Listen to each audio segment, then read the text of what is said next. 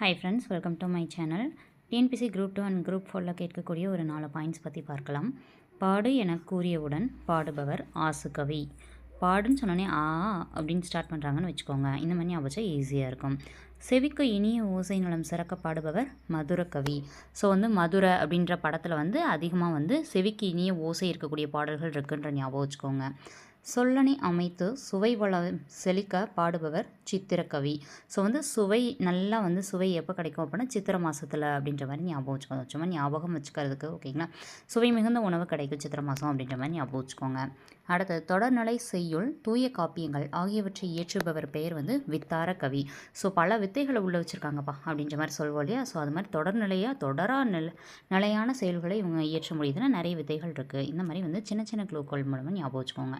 இந்த ஷார்ட்ஸ் பிடிச்சிருந்துச்சு அப்படின்னா நம்மளோட பிளேலிஸ்ட்டில் இருக்கக்கூடிய ஷார்ட்ஸ் குரூப் 2 குரூப் 4 ஷார்ட்ஸை செக் பண்ணி பாருங்கள். வீடியோ பிடிச்சா லைக் பண்ணுங்கள். தேங்க்யூ.